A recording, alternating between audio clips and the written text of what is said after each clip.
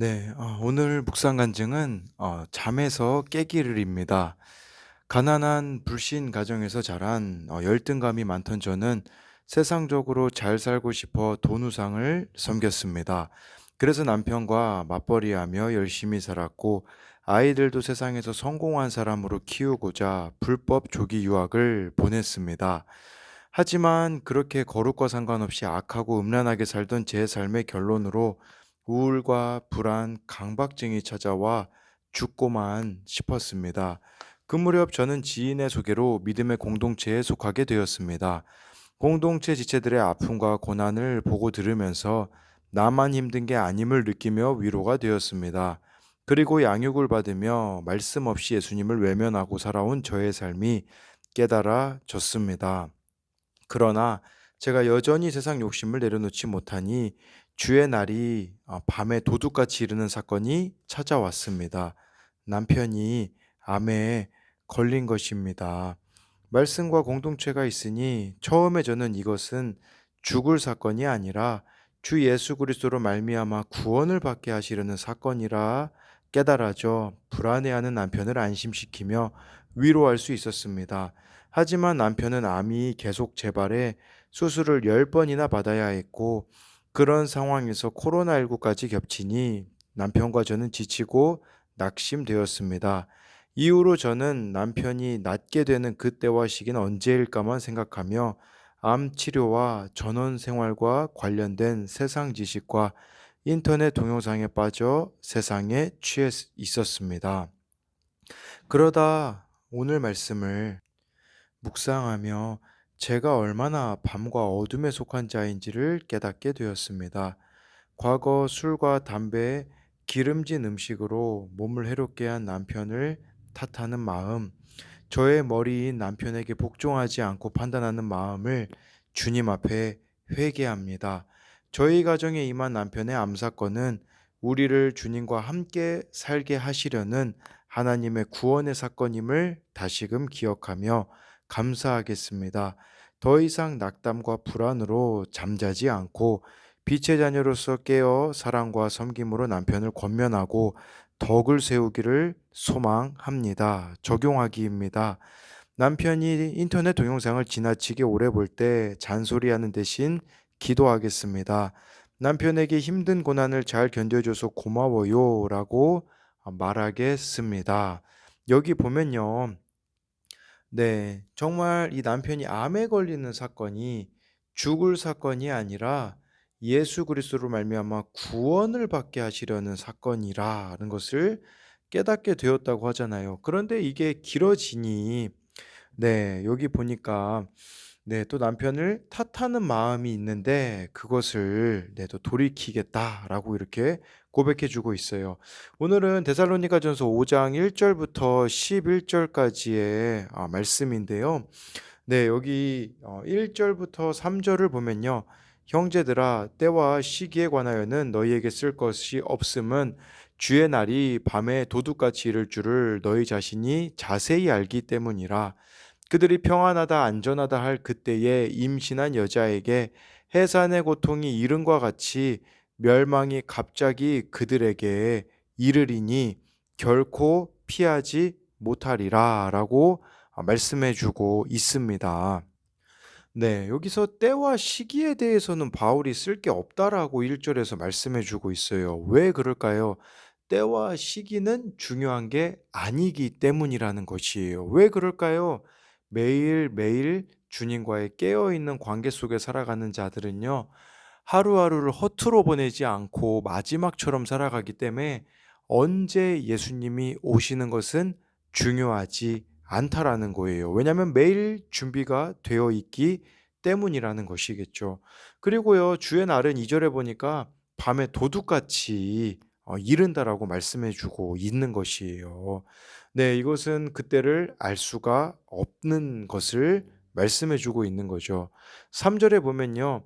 그들이 평안하다 안전하다 할 그때에 해산의 고통이 이른과 같이 갑자기 멸망이 이르게 된대요. 지금 그렇지 않습니까? 이 세상이 돌아가는 모습을 한번 보십시오. 평안하다, 안전하다라고 얼마나 많은 것들을 지금 세상에서 과학이 발전하고 우리에게 거짓 평안과 거짓 안전을 주는 것들이 얼마나 많이 있습니까?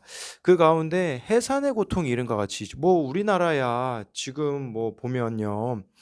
너무 의료가 발달되어 있어서 임신 이제 임신한 여자 이제 아이를 낳을 때 촉진제 같은 거를 써서 그걸 아이가 빨리 태어나게 하기도 하고 그런 게 있잖아요. 근데 이 당시는 AD 50 년이니까요. 그런 게 발달했겠습니까? 언제 아이가 태어날지 몰랐다라는 것이에요.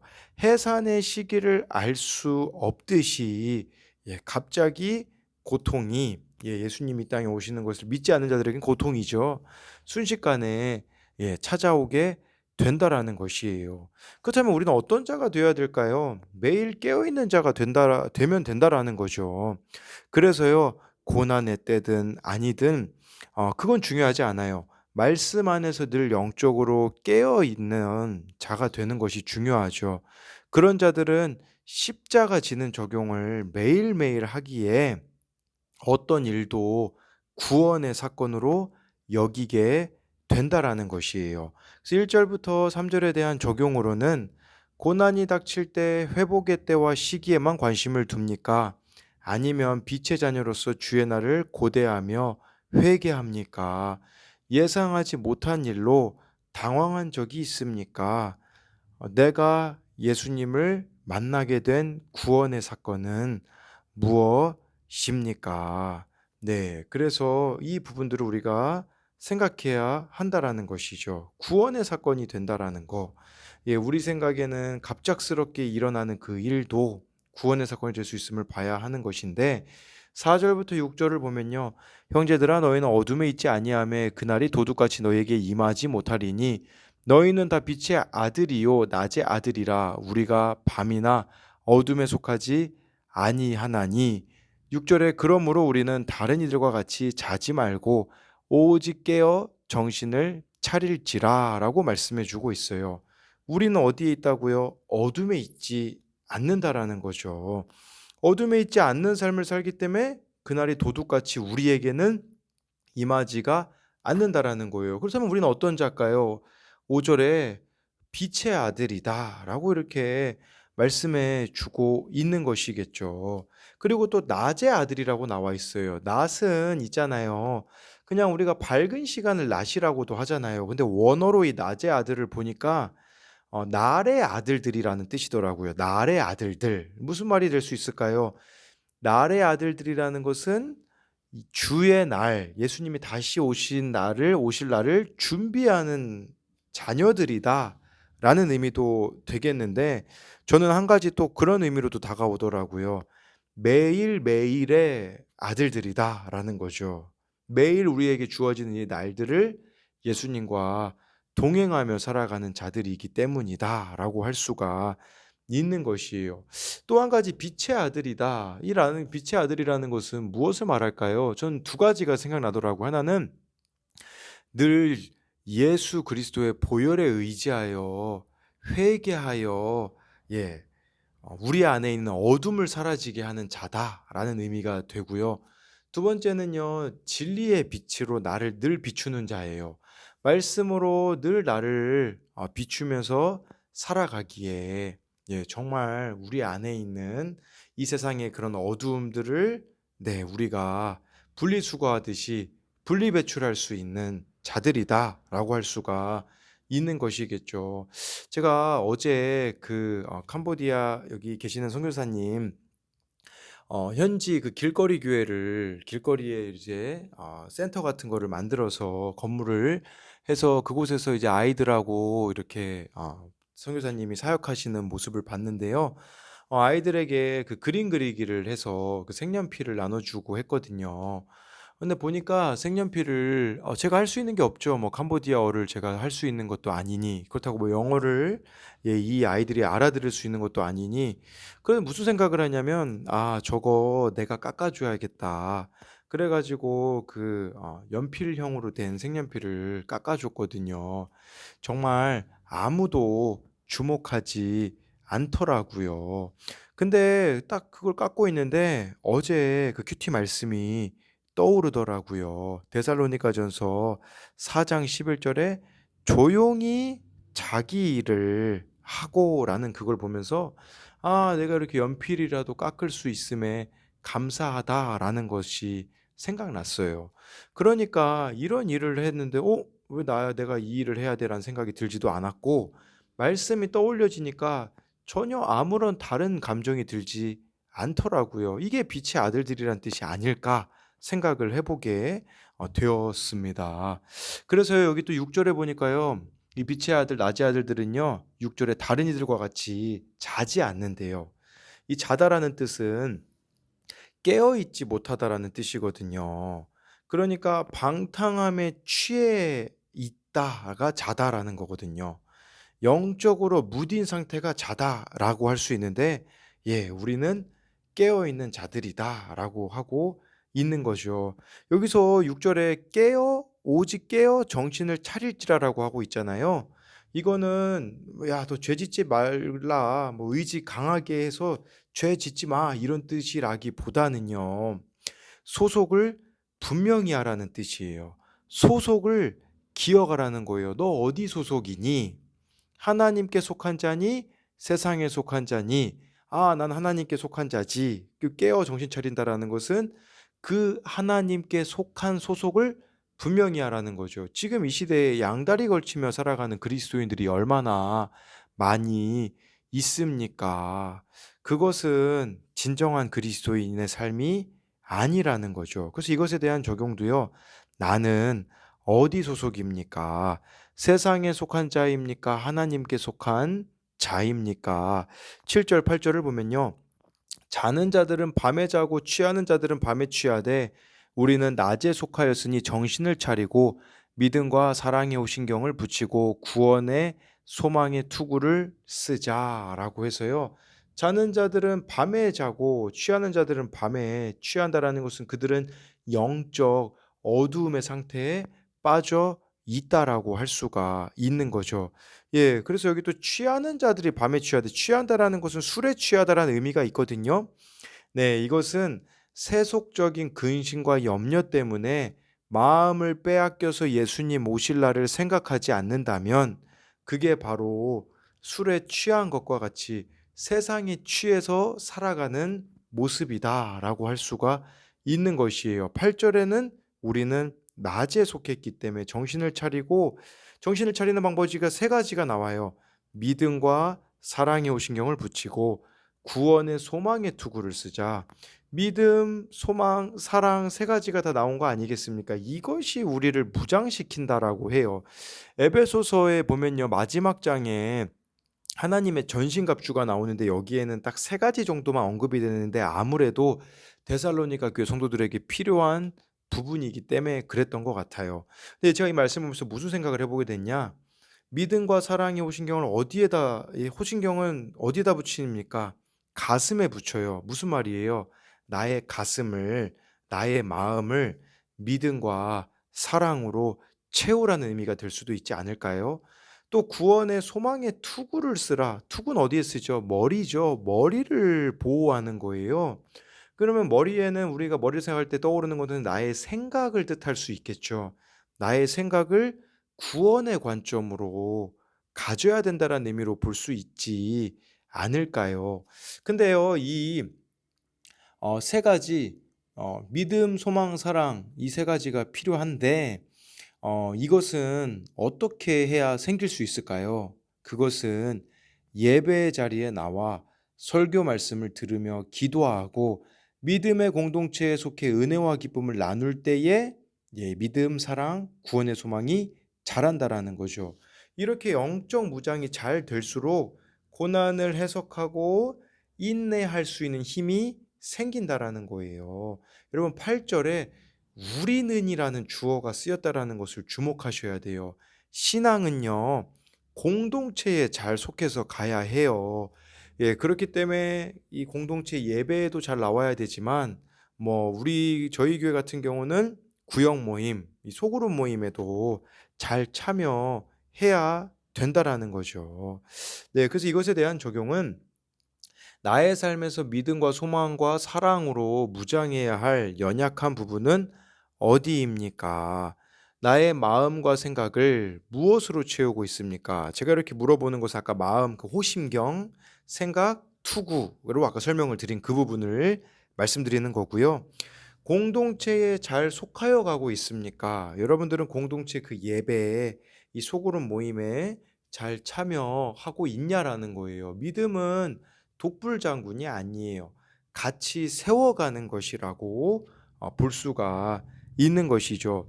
제가요, 그런 질문을 받은 적이 있어요. 이렇게 힘들게 하는 아이들이 저에게 왜 없겠습니까? 그러나 어떻게 그거를 잘 인내할 수 있냐라는 이런 질문을 받을 때가 있는데, 제가요, 꼭 누군가가 저를 힘들게 할 때는 반대로 누군가가 저를 기쁘게 하는 일들이 있더라고요. 뭐 지난주에만 해도요, 그런 일이 있었죠. 갑자기 우리 교회 어떤 청소년 아이 친구가 또 교회에 나오게 되어진 일도 생기게 되어지고, 힘든 일이 있으면 또 반대로 저를 힘을 주는 일이 있더라고요. 근데 이게 공동체 안에 있으니 이게 잘 이루어지더라고요. 마찬가지로 공동체에서도 믿음이 강한 자가 있고 약한 자가 있어요. 그러면 강한 자는 약한 자에게 본을 보일 수 있는 부분들이 있고, 서로가 상호작용을 하는데 필요한 것이 바로 공동체다라는 것을 기억했으면 좋겠어요. 마지막으로 9절부터 11절에요.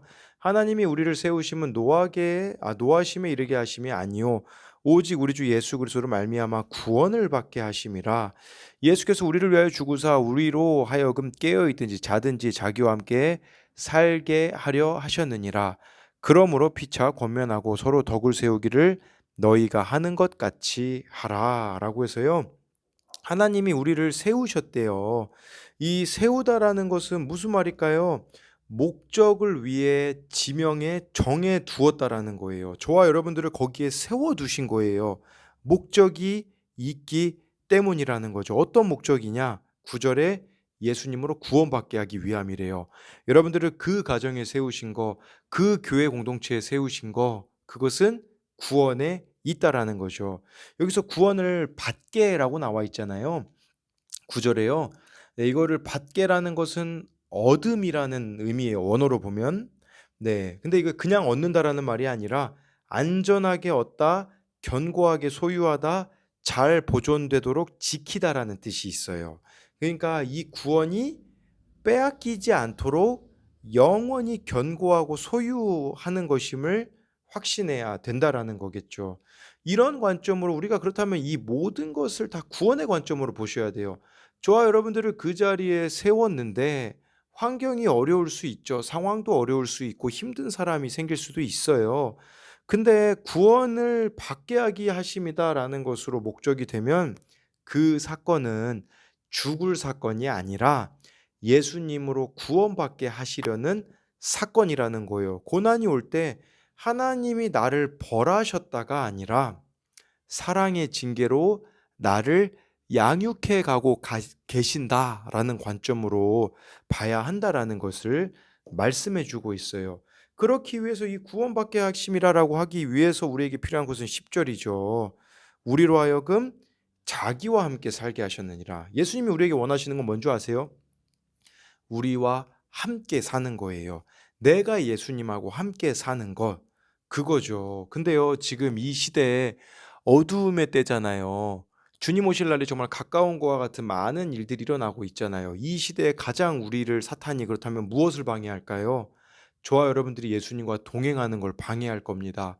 그러다 보니까 분주하게 만들고 정신을 다른 데 팔리게 만들고 중독에 빠지게 만들고 죄에 노출되게 만드는 것이 이 세상을 정말 사탄이 그렇게 만들므로 예수님과 동행하지 못하게 만드는 거죠. 그렇기 때문에 저와 여러분들은요, 매일매일 주님과의 그 교제에 시간이 있어야 돼요. 이 정해놓은 시간이 없으면, 매일 말씀이 없고 기도가 없으면 우리는 흘러 떠내려갈 수밖에 없는 자들이다라는 것을 기억해야 한다라는 거죠. 그리고 여기 11절에 그렇기 때문에 우리에게 필요한 것은요, 피차 권면하래요. 권면하다.